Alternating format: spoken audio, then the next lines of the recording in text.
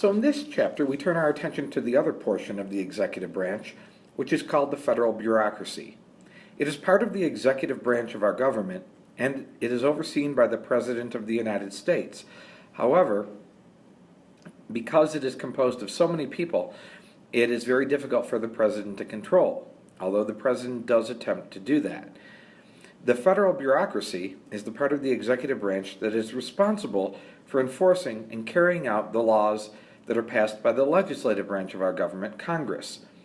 And there are many government departments and agencies which are responsible for executing the law of this country.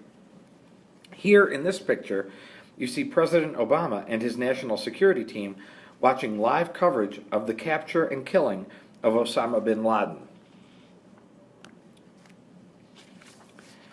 The federal bureaucracy, also known as the thousands of government agencies and institutions that administer federal laws and programs, is often called the fourth branch of government. It is not truly a fourth branch of our government. It is one of three branches of our government, but it operates much differently than the presidency itself. So in this chapter, we will first begin by tracing the growth and development of the federal bureaucracy, and then I will describe modern bureaucracies and outline the structure of the modern bureaucracy. From there, we will determine how the bureaucracy makes government policy, and then evaluate controls designed to make agencies more accountable, for they are not elected by the people. And because this is a part of our government that is not elected by the people, the question is, how do we make it accountable to the will of the people of this country? So we'll examine what the bureaucracy is, how it works, and how it is controlled. We will also look at how the bureaucracy evolved over time following the Civil War and both World Wars. So we'll begin by looking at the roots of the federal bureaucracy itself. As we'll learn in this section, the size of the federal bureaucracy grew from just a small cabinet that served President George Washington to one that critics often argue is too large, too powerful, too wasteful, and too unaccountable to the American people. Many Americans are calling for smaller government and less bureaucracy. Yet many of those same Americans who have a negative opinion about the federal government as a whole are more satisfied with the service they have received from departments or agencies, thus creating a paradox. We complain about the size of our government, but when we actually interact with it, we are often pleased with the results that we get.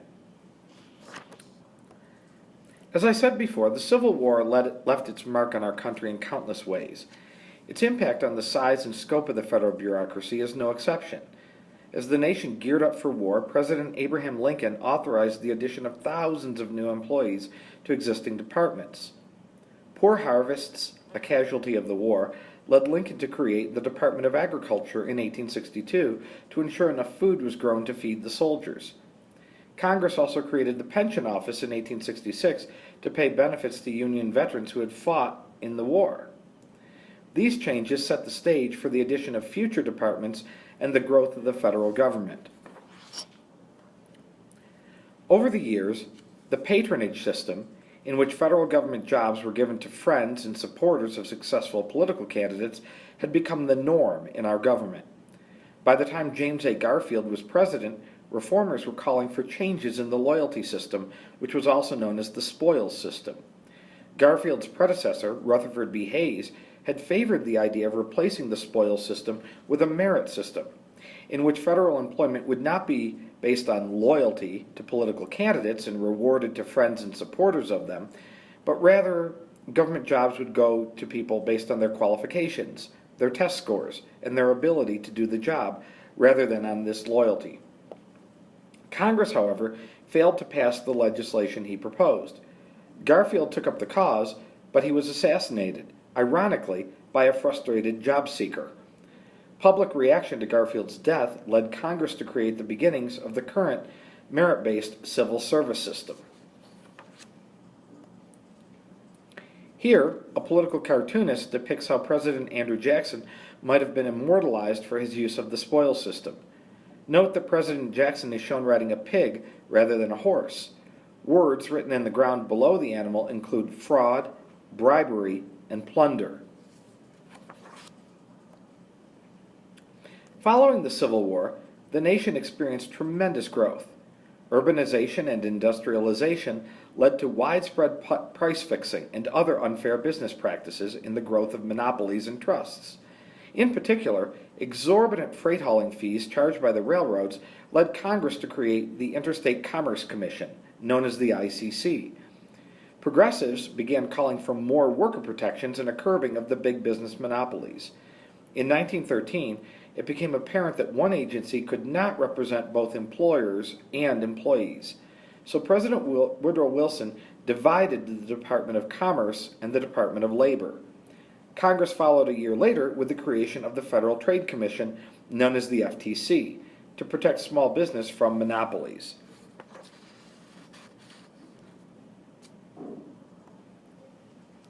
The stock market crash of 1929 and the resulting Great Depression called for government action. President Franklin D. Roosevelt responded with a series of programs and agencies that regulated business practices and other aspects of the national economy. The Japanese attack on Pearl Harbor launched the U.S. into World War II, and jobs were created to support the war effort. Tax rates went up to pay for the new federal agencies and programs needed during the war, and those rates never went back down.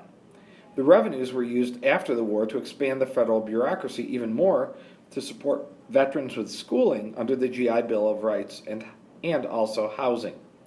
Lyndon B. Johnson's Great Society, with its war on poverty, created a number of different agencies, such as the Equal Employment Opportunity Commission, the Department of Housing and Urban Development, and the Department of Transportation, to deal with policy in those areas and to lift people out of poverty and to grow the economy in the nation and to create the great society that he had promised. The size of the federal executive branch has fluctuated with the needs of the nation. This line graph above tracks these changes from the country's creation to the 21st century. Notice that we have experienced overall growth marked by definite periods of decline at certain periods in our history. During World War II, the size of the federal government grew dramatically. Men went off to war and women were encouraged to work in factories in order to help the war effort, as exemplified by this famous poster of Rosie the Riveter. When the war ended, veterans returned to their jobs. Bureaucrats are workers in the federal bureaucracy.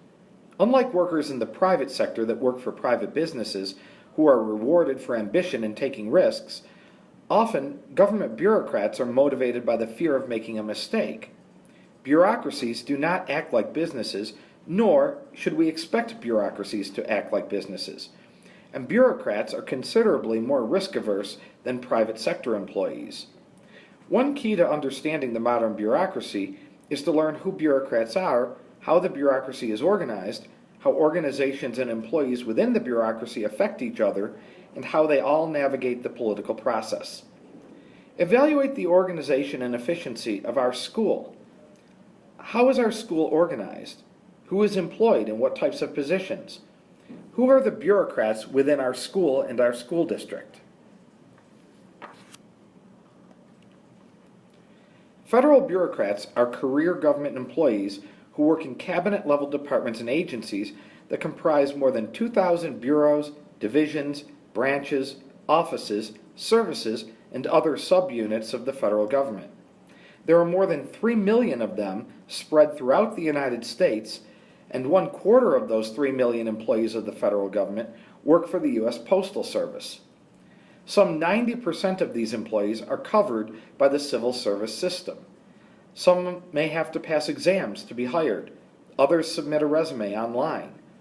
The 10% of federal employees not covered by the civil service system tend to fall into one of these three categories: presidential appointees that are confirmed by the Senate, independent regulatory commissioners that serve for fixed terms and cannot be fired by the president during their term, and low-level, non-policy patronage positions, which are generally secretarial assistants. To bring the federal bureaucracy closer to citizens and to increase the efficiency of providing government services to us, The federal agencies maintain an office in Washington, D.C., and in 10 other regional locations across the country. The cities of these regional locations are shown on the map above. You can see that the home of federal agencies for Region 8 in the country is right near us, here in Denver. All regional agencies of the federal government that serve the states of Montana, North and South Dakota, Wyoming, Utah, and Colorado are located in Denver.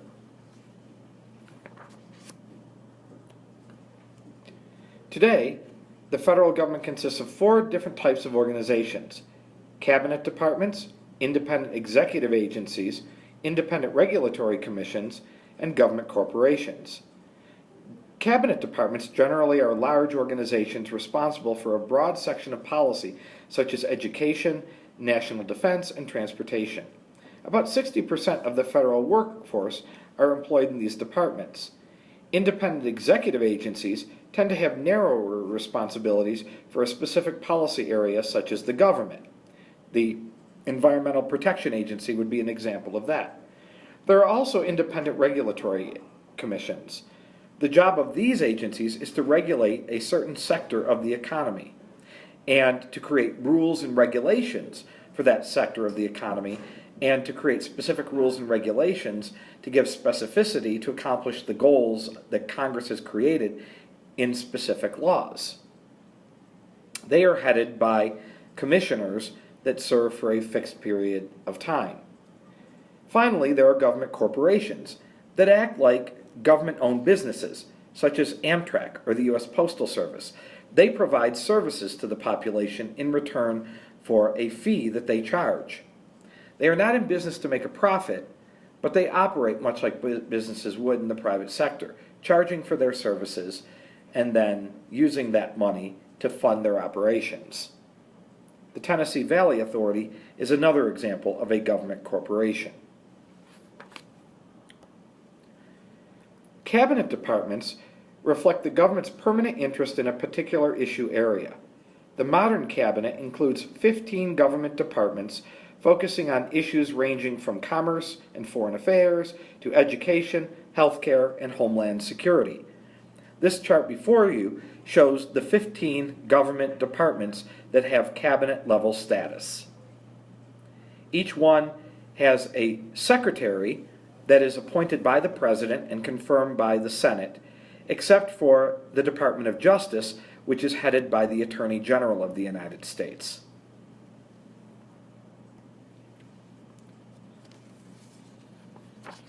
So what do government corporations do? Amtrak, which is a government corporation, provides train service across the United States. Its most profitable line runs through the Northeast Corridor from Boston, Massachusetts to Washington, D.C. Thousands of travelers use these train lines to navigate the important business centers and the congested airspace of the northeastern United States. Vice President Joe Biden is among these commuters.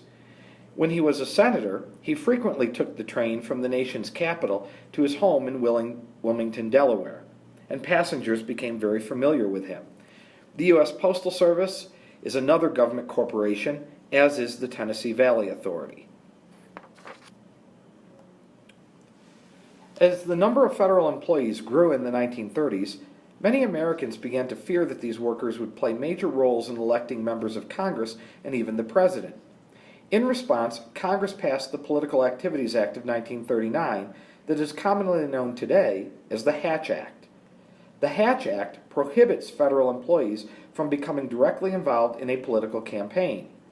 They are not allowed to volunteer in campaigns, advocate for candidates running for office, nor are they allowed to give their own money to candidates that are running for office. They must stay out of politics. Critics said it was too harsh, however, and it was later amended to allow federal employees to run for public office in nonpartisan campaigns, contribute money to political organizations, and campaign for or against political candidates as long as this was not done during working hours. This table here shows the limits placed on federal employees' political involvement by the Hatch Act. You should study this chart and become familiar with what federal employees are and are not allowed to do in terms of their political activities as it relates to the Hatch Act.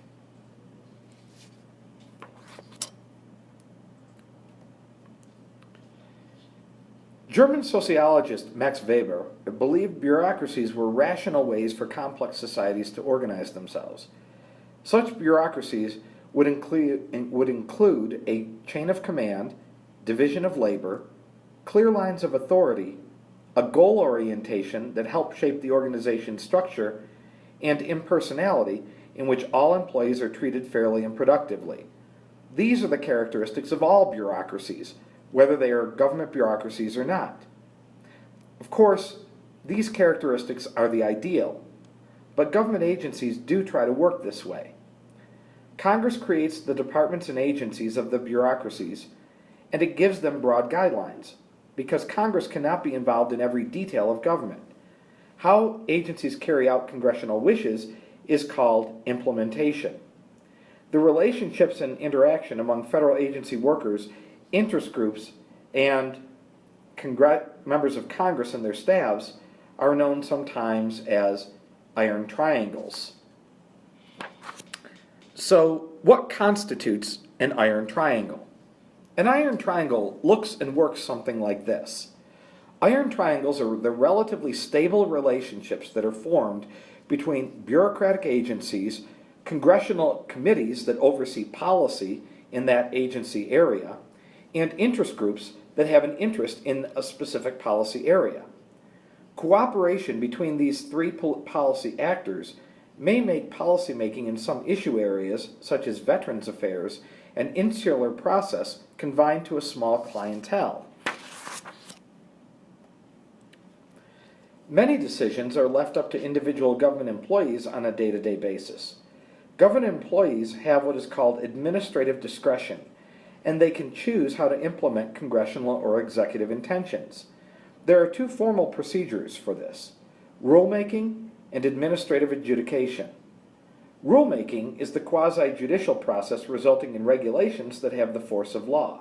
Put simply, bureaucratic rulemakers often act both as lawmakers as well as law enforcers when they make rules or write regulations to implement congressional acts. The Administrative Procedures Act was passed in 1946. Among other things, it requires that the public be made of proposed rules and be given the chance to comment on those rules before they take effect.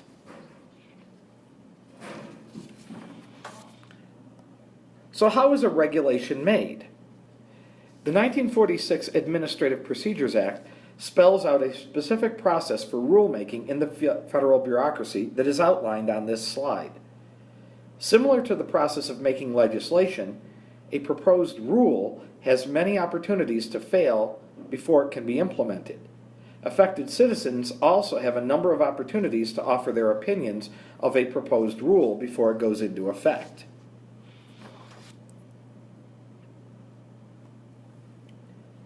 This table shows how many thousands of comments agencies may receive from the public on proposed rules.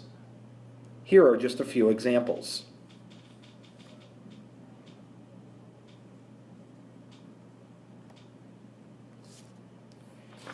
If people or businesses are not in compliance with federal laws, rules, or regulations, the agencies may resort to what is called administrative adjudication. This is a quasi-judicial process that settles disputes between two parties, much like the way disputes are handled in court. An administrative law judge presides over the hearings. The judge's rulings can be reviewed and challenged in the regular court system. So which branch of the federal government controls the federal bureaucracy? The answer, as you will see in this last section, is that they all do. Congress has some control over the federal bureaucracy, so does the President, and so do the courts. The President, under the Constitution, is in charge of executing the laws of Congress. But Congress certainly has an interest in how its laws are implemented, and as with most matters, the judicial branch has the ultimate authority to review the actions of the bureaucracy. Given the growth in the size of the federal government over the last half-century, presidents have delegated more and more power to the bureaucrats. But that delegation has come with its own challenges. Sometimes those agencies don't always seem to hear even the words of the highest authority. President John F. Kennedy once complained that to give a directive to the Department of State was like putting the directive in a dead letter box. Nothing would happen. So presidents have learned how important it is to appoint the right person to head up an agency. Presidents can also reorganize aspects of agencies with congressional approval. Finally, presidents can issue executive orders, which direct agencies to follow certain rules or regulations in the way that the president has directed them to. Such executive orders have the force of law. President George W. Bush and President Obama had issued many executive orders. Many times they do this to get around Congress in certain ways when Congress refuses to pass legislation that the president desires. Of course, executive orders are only good as long as they are in force. A future president can get rid of any executive order made by a previous president. Congress checks the power of the federal bureaucracy in several important ways. It must confirm the president's nominees for key government bureaucracy posts. That is usually done by the Senate. Congress also has oversight power. We call this legislative oversight. And through that power, it can investigate when it suspects an agency has not implemented its laws properly. Finally, it controls the money by authorizing agencies to spend revenues and then determining a specific allocation or amount of money that each agency can spend. So Congress controls their budgets. To help Congress oversee the bureaucracy's financial affairs, Congress created the GAO, or the General Accounting Office, in 1921.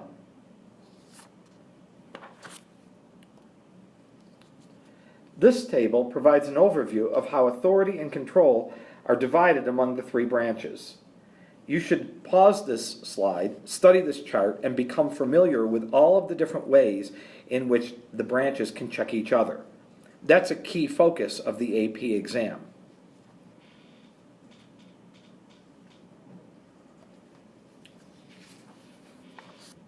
So how does government oversee environmental disasters when they occur, such as oil spills? Congressional oversight hearings examined the causes of a massive oil spill in the Gulf of Mexico in 2010. The results of these hearings helped the U.S. Coast Guard, the National Oceanic and Atmospheric Administration, NOAA, and numerous other agencies to design ways to minimize the effects of this spill and to craft strategies to prevent future disasters. Finally, the courts have some control over the bureaucracy. Compared to the executive and legislative oversight of the bureaucracy, judicial oversight is more subtle but no less important. Federal judges can issue injunctions or orders to a federal bureaucracy even before a rule has been publicized. Due process must be granted to individuals who are affected by rules and regulations.